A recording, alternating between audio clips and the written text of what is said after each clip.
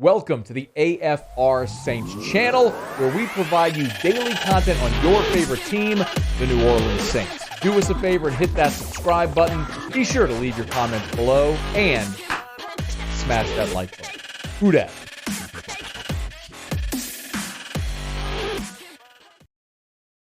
Sean Payton met with the media after practice today, and they're getting inching closer to their 53-man roster cutdowns. And while some we know, there are also some positions right now where the Saints are in need of help. First and foremost, here was Sean Payton recapping Thursday's practice. With the schedule the way it is today, was back to more of an A schedule. We got a lot of situation work done. We got run play action. We got a whole third down period, 2 different red zone periods. And then quickly tomorrow we shift really the focus to being more on Arizona. So Arizona will be Saturday in the Dome, the final of the preseason games, and before they'll have to announce their 53-man roster. And Sean Payton acknowledged as much that because of some of these injuries that they're having issues with depth. Hopefully we'll have a better field by tomorrow with some guys. But, yeah, the other night we had a couple players have to play, 40 snaps.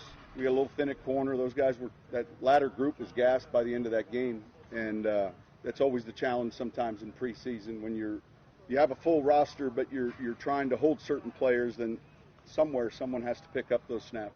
And he mentioned corner specifically, and you saw Brian Poole injured in that defensive backfield on Monday Night Football as well. He's on IR, unfortunately. And it's what's becoming interesting is where the Saints' needs have shifted. So if you were with us on Wednesday, I did this whole segment on wants versus needs. And in my opinion, just my general thesis is that's shifted throughout this preseason for the Saints. We came in thinking, man, your need is corner. Not just thinking it. Sean Payton said it point blank. Corner was a need. He said it multiple times. Well, Paulson Adebo has played pretty well.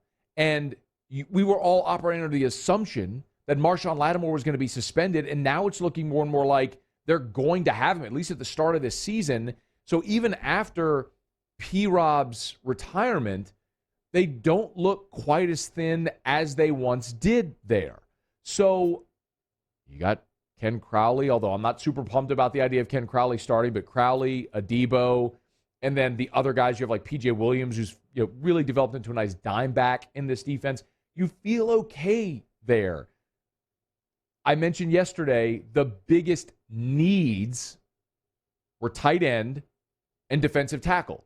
Tight end because Troutman and Vanette both got hurt. Garrett Griffin was already hurt. Josh Hill, who you cut, is now retired. So the only tight end you have right now is Juwan Johnson. That's a need. You better add somebody. Well, lo and behold, the Saints on Thursday brought in 5 free agents for workouts. 3 of them were tight ends. One was Woody Brandom, out of Sam Houston State, went undrafted out of this year's NFL draft. So possibly a guy that could catch on. They also brought in Daniel Helm, who went to Duke. He was undrafted back in 2019, and he's been on and off of practice squads and rosters here over these past few years. Was picked up by the Chargers, then the Niners, waived, picked up by the Chiefs, then by Tampa, and now most recently the Niners again. So that's a guy who's only 2 years into his career, but has bounced around to 5 different practice squads trying to make a team and settle somewhere. But, of course, in that David Cutcliffe offense at Duke, certainly knows how to be an offensive-minded tight end, a pass-catching tight end. It makes a lot of sense. The other tight end they brought in is Gabe Holmes, who was undrafted out of Purdue back in 2015. He's the only of the 3 that's played in an NFL game. During 2 seasons, he played in 10 games, but did not record any stats. He's 30 years old. So a guy that's a bigger guy, more physical, could probably help in special teams, maybe more the Nick Vanette role. You got to add somebody at tight end, especially if Nick Vanette is going to miss time. You can go into the season with Adam Troutman, Juwan Johnson, and if Garrett Griffin's healthy, you feel okay there, but I don't think there's any guarantee, A, that Griffin's healthy, or B, that he's going to make the team. So if you're just waiting on Vanette, then you have to have someone else that can plug that gap. Maybe it's one of those 3 guys, but tight end is a must. Now, a lot of you have asked about the possibility of making a trade for someone like Zach Ertz with the Eagles. I don't hate that idea, but there's really 2 questions that go along with a potential deal for Zach Ertz. One, obviously, is what do you have to give up to get Zach Ertz? If it's a middle-round pick, you can give a 5th or a 6th-round pick, and you feel like Zach Ertz can still play in this league and can help you, I'm okay giving up a mid-late-round pick for a guy like Zach Ertz. Now, again, that really depends on if you feel like he can still play in this league. If not, well, you're not going that direction. The other thing specifically with Ertz is what's Troutman's role?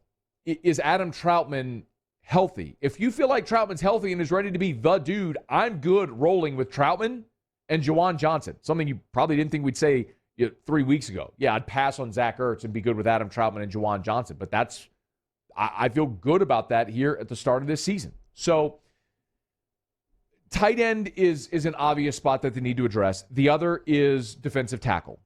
And this has been magnified. As dominant as they've been in the preseason, it's been magnified now with Jalen Dalton's injury and the knowledge that David Onyemata is not going to be there for 6 games. You've had him in the preseason, and he has been dominant. Almost unfair playing him late in preseason games. Dump trucking offensive linemen that are going to be working a medical sales job next week. But he's not going to be there for the first 6 games. So you need help on the defensive line. And I am honestly surprised that Kawan Short isn't a guy that they've brought in, because we've talked about how much Sean Payton loves guys that have played in the NFC South. Kawan Short's played his whole career at Carolina. He remains a free agent. But the 2 guys that they did bring in, 2 names that you will recognize with mixed results in their pro careers. One is Damien Square, former Alabama defensive lineman, was an undrafted free agent back in 2013, but has spent 7 seasons with the Chargers. He's played in 81 games. He started 24 times. Damien Square has been a good rotational interior defensive lineman. No one's going to confuse him with an all-pro talent, but he's a guy that can play and be part of a rotation.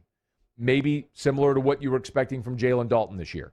The other guy they brought in is Eddie Vanderdose, who, of course, went to UCLA, and he was a 3rd-round pick of the Raiders back in 2017. He had a great career at UCLA. Maybe some thought he'd be drafted even higher than he was going in round 3 when the Raiders picked him, but he had an ACL injury in 2017, which cost him all of 2018. He's basically struggled to get back. Texans played in 3 games. The Texans after that was waived, was signed with the 49ers and then let go. So, look, he's got 17 career sacks. He's been a nice player when he can stay healthy, but you have 2 options there.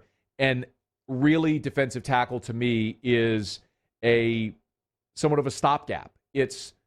You need to find someone that you can plug and play for 6 games until you get Onyemata back. And if that person plays very well, awesome. It's a bonus because now you have even more depth than a rotational player when David Onyemata comes back. But you got to find that guy. They worked out Damien Square and Eddie Vanderdose. We'll see if they choose to sign either one of those guys. But that's the 2 spots where they are going to need to add a player before the start of this season. Now, Sean Payton also, when he met with the media, did talk about the 53-man roster and the process of filling that out, because some of the guys that may very well make this team are, like I just mentioned, if you add a defensive lineman today and you need a defensive lineman, it's tough to evaluate. We talked about Kevin White last week, a wide receiver who showed up, was here for like 2 days, and then's out there running around in a preseason game. Well, how do you really evaluate a guy that hasn't been around? Peyton kind of walked us through that. Look, I keep bringing up the 06 example. We went into this preseason game in 06, call it the 4th one, and we had just traded for Shanley, and we had just made a trade, and Mark Simino came after the 4th. We had guys that started that season that we didn't have in training camp. That's going to be a challenge week 1 and 2, but your gut is like, over a period of time, are they going to be a better option? And so, sometimes that happens. And look, our league, you guys see it all the time. I mean, a player comes in on a Monday or Tuesday because of injury, and all of a sudden he's playing. And we're all kind of looking at what number is he, and so if it's a player that's been here, certainly that's an easier transition, but sometimes it's a player that hadn't been here and he's playing. And so I think you got to factor that in, and ultimately you're weighing, the talent, the intelligence, availability, all those things. It's unenviable, but they got to find the right 53 and be ready to roll, because we all know the challenge week 1 with Green Bay coming to the Dome. One more from Sean Payton, though. He was asked about how, and this has kind of been a big question, is how they handle this 3rd preseason game, because obviously you only play 3 this year. You don't have the luxury of, did we ever think we'd call the 4th preseason game a luxury? But you don't have from a coach's standpoint, obviously from an evaluation perspective, the luxury of a fourth preseason game. Here's how Sean Payton was asked if they would treat this like they would typically treat a third preseason game, allowing the starters to play longer into the game. You know what? We're going to meet today as a staff. There's some positions I'd like to do that with, and then there's others just based on where we're at, either health-wise or depth-wise, where we have to be somewhat flexible. So we'll go through the roles. We'll have a meeting tonight, kind of go through how we want to handle the game, and then kind of make our decision and then work on that tomorrow. Saints getting close. Tuesday is the final cut down to the 53-man roster. And remember, it's always while we call it the final 53, it's really always the initial 53. Because as soon as everybody else gets their roster cut down to 53 and there's free agents available, inevitably the very next day, guys who made the team are then cut and replaced with guys who were cut from other teams. So the initial final 53 is coming up on Tuesday. Hey, thanks so much for watching. Please leave your comments. I love to interact. And be sure to hit the red subscribe button below.